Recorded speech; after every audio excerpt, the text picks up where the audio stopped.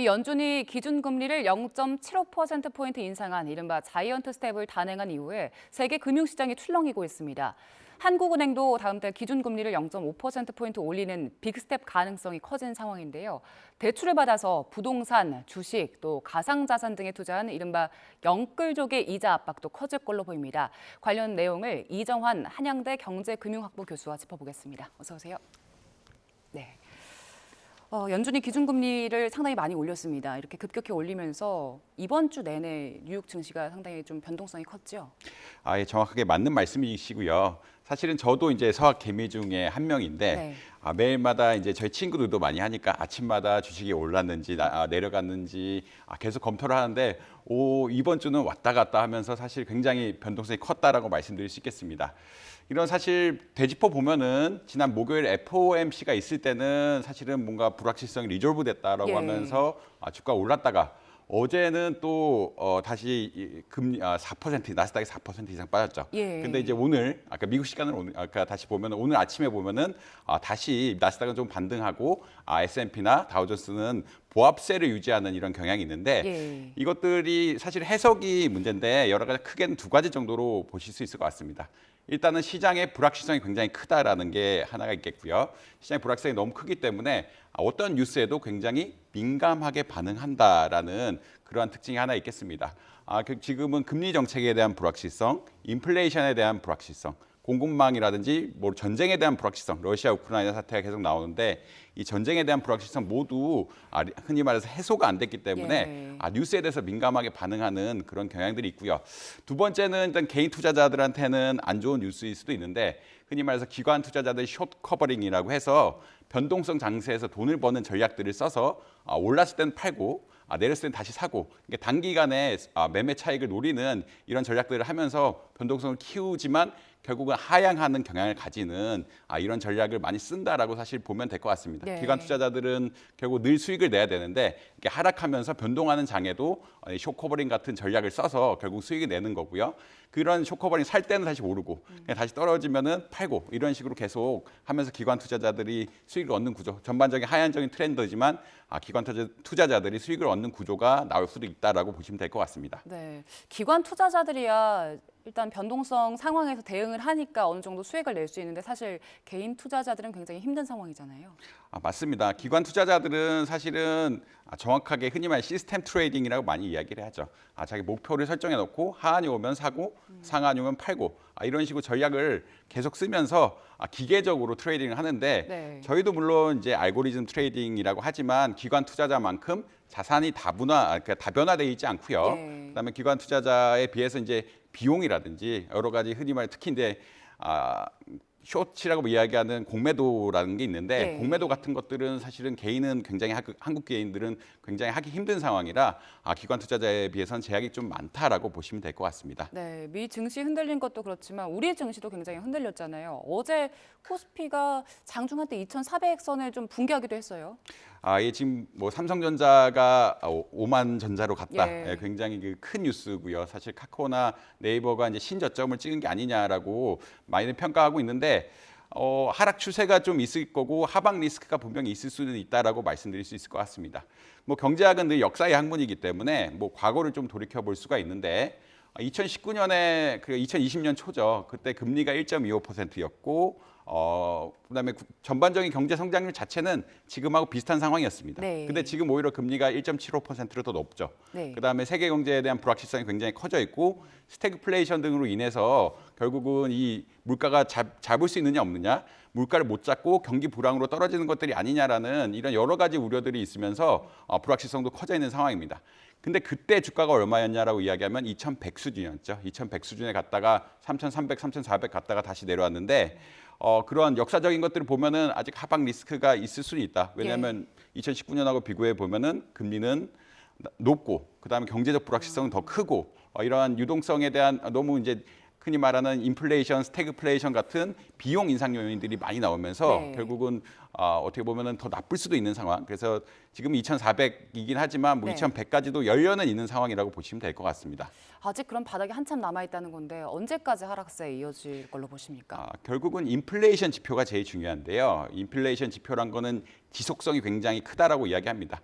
지속성이 크다는 것은 오를 땐 계속 오르지만 또 떨어지기 시작하면은 또 금방 또 계속 지속적으로 떨어지는 이런 것인데 네. 지금 미국이 자이언트 스텝을 하고 여러 가지 금리를 급격하게 인상하는 정책을 피는 것은 결국은 인플레이션이 잡히지 않고 계속 오르는 상황이고 지금 뭐 8.6%가 미국에 나왔고 한국은 네. 6%를 지금 이야기하고 있는데 이런 것들이 잡히고 그러니까 다시 이제 꺾어지는 거죠. 이게 최고점을 지나서 꺾어지기 시작하면은 주식시장이라든지 전반적인 경제의 불확실성이 해소되면서 우리가 갈 수 있는 최고의 금리 지점이 어딘가 그리고 이거를 유지하면서 경제 활동을 한다 그러면 피해가 얼마나 되고 그다음에 이익이 얼마나 되고 이런 것들을 측정할 수 있는 상황이 돼야 되는데 아직까지 가장 큰 문제는 제가 봤을 때는 인플레이션이 잡히지 않았다.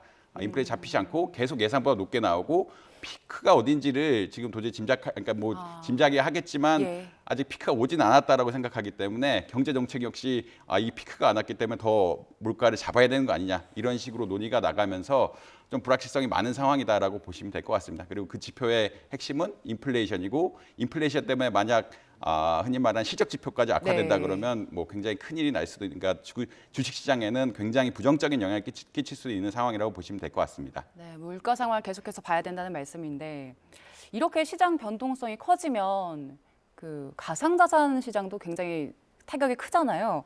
지금 시장 자체에 대한 의구심이 나오기도 하던데 이런 상황에서는 그 투자자들이 어떻게 해야 됩니까? 버텨야 됩니까? 아니면은 지금 뭔가 다른 방법이 있겠습니까?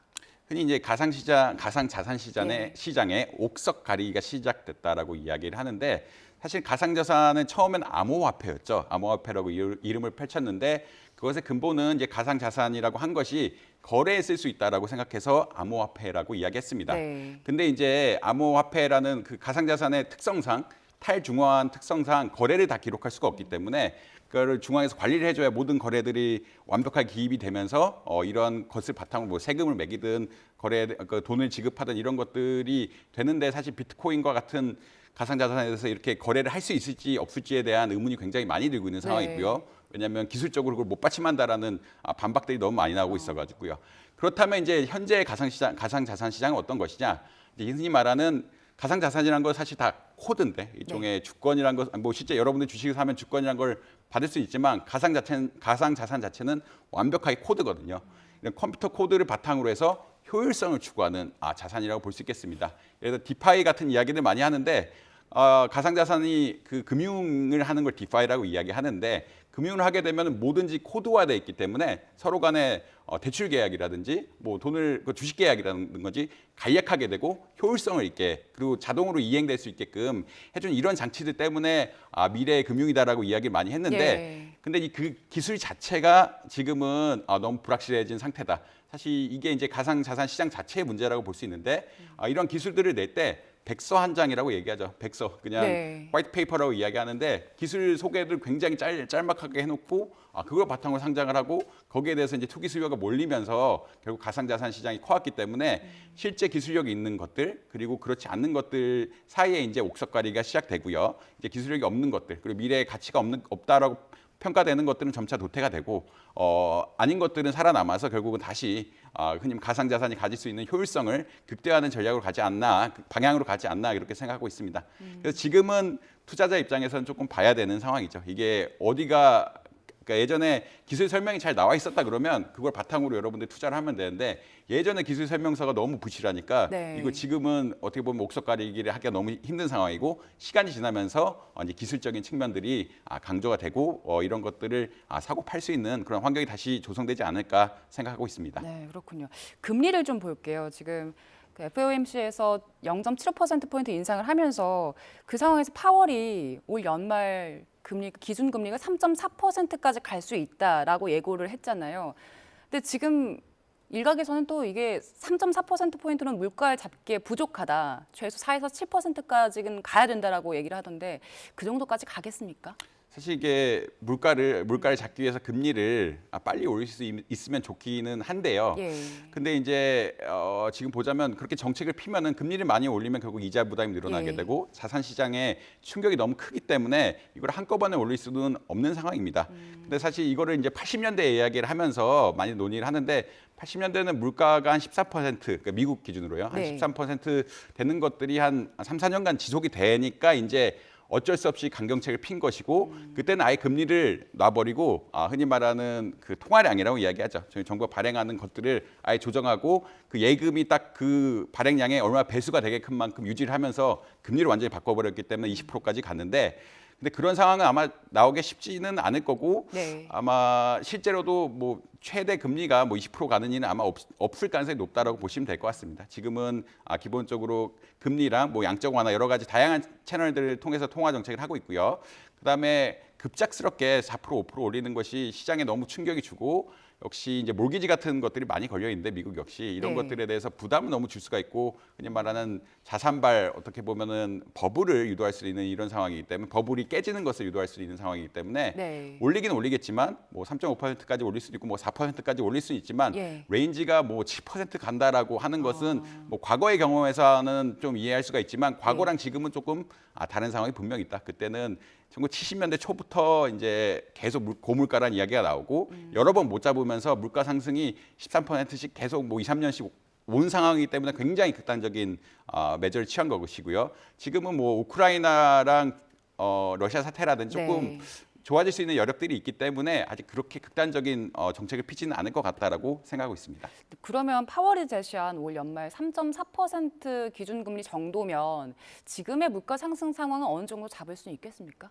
사실 이게 어려운 질문이긴 한데요. 이게 결국은 지금 물가 상승의 많은 부분은 비용 견인, 그러니까 흔히 말하는 그 우크라이나, 러시아 사태 등으로부터 원유 생산 혹은 원유 수출이 잘 안 되고요. 밀가루 수출 이런 것들이 잘 안 되면서 곡물 가격, 원유 가격, 그다음에 각종 광물이라고 그러죠. 각종 광물들 역시 중국에 이제 코로나가 지속이 되면서 수출이 잘 안 되고 있는 상황이기 때문에 굉장히 가격이 많이 올랐거든요. 네. 근데 이게 외부적인 요인이 어느 정도 해소가 된다라고 하면은 사실 미국이 기다리는 것도 금리를 적극적으로 올리긴 하지만 지금 인플레이션 자체가 뭐 수요가 엄청나게 하거나 특히 80년대를 보면 정부 재정 지출을 많이 하면서 수요를 불러일으키면서 물건 가격을 올렸는데 네. 그런 상황은 아니기 때문에 금리를 올리면 그러니까 지속적으로 반응하면서 올리면서 외부 상황이 조금 해결되기를 기다리는 상황이 아니냐 그렇게 이렇게 하면서 결국은 경기가 너무 나빠지는 것을 막고 금리도 너무 올라가게 되면 이제 시장이 크게 타격을 입고 기업들이 도산하게 되는 이런 네. 불운한 사태들을 피해야 하니까요. 네. 그런 식으로 그러니까 물가 지표들을 보면서 그냥 반응하면서 결국 외부 요소들 조금 해결하는 그런 상황이라고 보시면 될 것 같습니다. 이게 정책만으로는 안 되니까 뭐 지금 대외 변수가 워낙 큰 상황이어서 그것들을 좀 전반적으로 고려한다는 말씀이신 거죠? 이 정확하게 맞는 말씀이시죠. 그러니까 왜냐하면 인플레이션이 정부의 재정 지출에서 나왔다라고 간단히 이야기하면은 재정 지출 줄이면 됩니다. 네. 근데 지금은 전쟁 같은 외부 요인, 그다음에 에너지 전환이라고 이야기하죠. 그러면서 이제 원유 생산이 줄었다라고 많이 네. 이야기하는데 이런 외부 요인 또 그 중국의 코로나가 연장이 되면서 하는 광물 수출의 문제들 이게 여러 가지 겹쳐 있기 때문에 이런 것을 해소시켜 그러니까 기다리면서 해소를 하고 이걸 정치적으로도 결국은 어느 정도 해소하는 방향을 찾아서 물가를 안정시키는 노력을 하지 않을까라고 생각할 수 있을 것 같습니다. 네.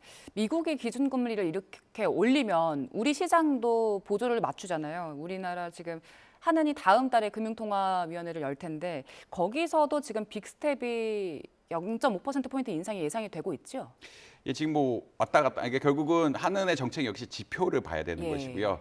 인플레이션 지표가 예상보다 너무 많이 나온다 그러면 빅스텝을 할 가능성도 있다라고는 보실 것 같습니다. 결국은 지금은 외부 요인의 것들이 많기 때문에 지표에 따라서 어떻게 보면 반응을 하는 것 같고요. 제가 예. 외부에서 보기에는 반응을 하는 양상인 것 같고 이렇기 때문에 소비자 물가 상승이 너무 높게 나왔다든지 하면은 어떻게 보면은 뭐 빅스텝을 취할 가능성이 있지만 근데 기본적으로 한국은 가계 대출이 굉장히 많고 네. 이 가계 대출이 흔히 말하는 위험한 뇌관이라고 이야기하죠. 흔히 말 이게 가계 대출이 부실화되면 소비가 줄고 소비가 줄면 투자가 줄고 기업이 도산하고 고용이 주는 이런 게 악순환으로 갈 수가 있기 때문에 웬만하면은 그러니까 흔히 말해서 보통적인 상황이라면 네. 0.25% 이상은 잘 안 올리긴 하는데 물가가 치솟는다든지 관리가 안 된다든지 이러면 좀 극단적인 즉도 극단적인 정책 수단을 쓰는 거죠. 정책 수단을 써서 물가를 좀 내리게 할 그럴 가능성도 있다라고 보시면 될 것 같습니다. 네. 그런데 만약에 파월이 제시한 그 3.4% 인상까지 간다면 그렇게 되면 우리나라가 거기에 보조를 맞추지 않으면 금리 역전 현상이 일어날 수도 있잖아요. 예, 금리 역전 현상 그 이창용 하는 총재님께서 말씀하셨듯이 예. 단기적으로 뭐 금리 역전 현상은 일어날 수 있다라고 사실 생각을 하고요. 2019년에도 사실 그 단기적으로 금리 역전 현상이 일어나면서 이게 어떻게 되는 것이 아니냐라고 생각을 하지만 결국 우리나라 경제가 굉장히 어느 정도 수준 자체가 세계 글로벌 대열에 올라왔기 때문에 단기적으로 이제 금리 격차가 난다고 해서 아마 큰 문제는 없을 거다라고 생각을 하는데 예. 근데 이제 당연히 자본 유출의 우려라든지 그렇죠. 환율에 대한 우려는 분명히 있는 것은 사실입니다. 자본 유출의 우려란 것은 결국은 미국의 금리가 높다 그러면 다들 한국에서 돈을 빼서 미국에 투자하는 과정 속에서 결국은 한국에 투자했던 외국 자본들이 증시에서 빠져나가면서 예. 그 미국 시장을 가면서 이제 외환에 대한 수요가 늘고 달러에 대한 수요가 늘고 원화에 대한 수요가 감소하면서 이제 결국 종합적으로 이제 환율까지 영향을 미치게 되는 흔히 말하는 지금 환율 1,300원을 넘는다 안 넘는다라는 것에 대해서 굉장히 논쟁들이 많은데 네. 환율도 넘어갈 수 있는 그런 상황이다라고 보시면 될 것 같습니다. 그리고 이 금리 격차의 문제는 크게 두 개를 보는데 예. 자본 유출하고 환율 변동성 그리고 환율 수준의 그러니까 환율 변동성이라는 건 환율 수준 자체가 올라가는 굉장히 변동하면서 올라가는 이런 상황들에 대한 우려가 있는 것은 사실이라고 볼 수 있을 것 같습니다. 네. 이렇게 금리가 오르면 이제 대출 금리에도 영향을 주잖아요. 그래서 지금 대출 받아서 집 사신 분들 걱정이 큰 상황인데 그래서 지금 주담대 얘기를 좀 해볼게요. 주담대 시중은행에서 7%대가 나온 상품들 7%대를 넘기기도 했더라고요. 네, 지금 가정을 해서 좀 설명을 해주시면 좋을 것 같아요. 이렇게 7%대까지 오르게 되면 대출 받은 분들이 얼마나 원리금을 부담해야 되는 겁니까? 사실 뭐 제가 제 학생들한테 네. 가끔 하는 이야기가 있는데 그러니까 대출이 3억이면은 네. 이자가 1% 오를 때마다 1% 포인트죠. 1% 포인트 오를 때마다 월급 한 달치가 날아간다라고. 월급 한 달치. 왜냐하면 1년에 이제 300만 원 정도 이자 부담이 더 늘어나는 거니까요. 결국은 월급 하나씩 날아간다라고 보시면 되고 만약 6억을 했는데 1%가 네. 오르면 뭐 보통 300만 원이고 우리나라는 이자 비용에 대한 어떤 세금 혜택을 전혀 주지 않기 때문에 네. 개인의 입장에 봐서는 월급 뭐 두 달치가 날아가는 이런 경향.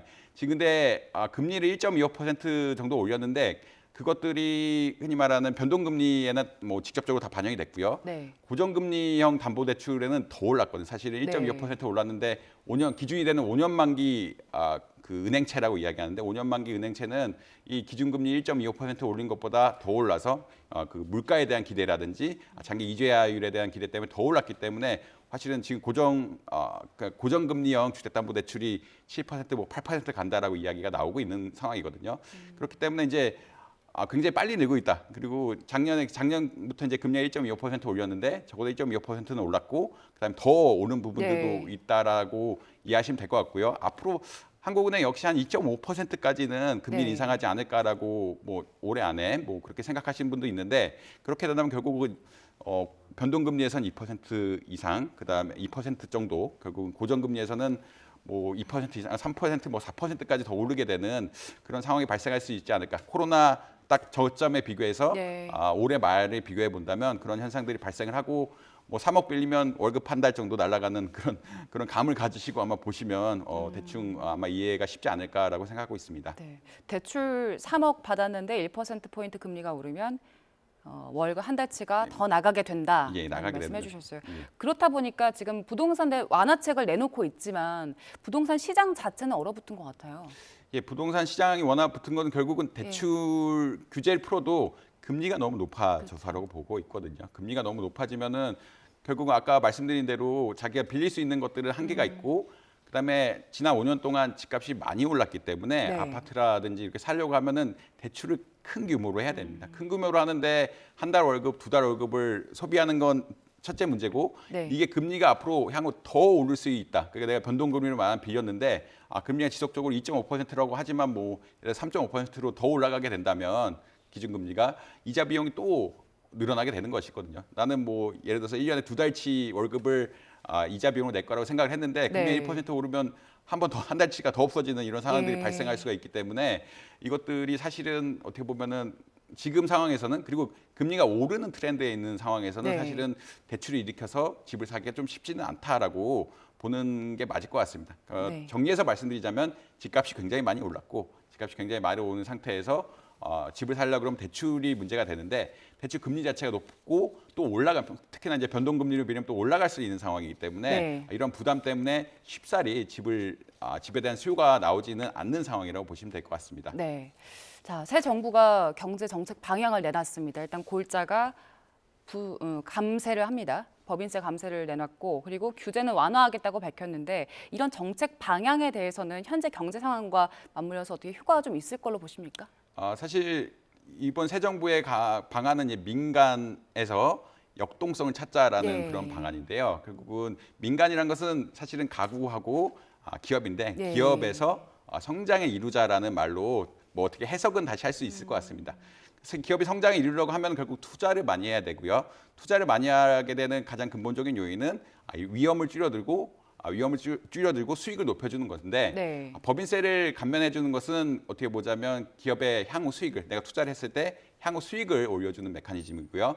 그다음에 각종 관련 규제들을 완화하겠다라는 것은 이 투자에 연결되는 리스크를 좀 줄여주자 이런 이야기가 하나 있고 중대재해법 같은 리스크도 좀 줄여주겠다라고 이야기했거든요. 결국은 기업이란 것이 CEO들의 투자 결정이 굉장히 중요한데 네. 이 투자 결정을 유도하기 위해서는 미래 현금 흐름도 많아야 되고 투자 결정으로 발생할 수 있는 리스크들을 감소시켜야 되고 이 수익성 역시 높여줘야 되는 이런 상황들이기 때문에 이러한 큰 틀 안에서 제도를 지금 설계하고 있는 상황이고요. 네. 근데 이제 지금은 인플레이션 압박이 심하고 금리가 좀 오르고 있는 상황이기 때문에 뭐 이런 것들 적절하게 쉽게 그러니까 몇 년 있으면 모르겠지만 당장 뭐 어떻게 쉽게 적용할 수 잘 작동할 수 있을지는 조금 지켜봐야 될 상황이다라고 보실 수 있을 것 같습니다. 네, 알겠습니다. 자, 한양대 이정환 경제금융학부 교수와 함께 이번 주 상황을 좀 짚어봤습니다. 오늘 말씀 고맙습니다.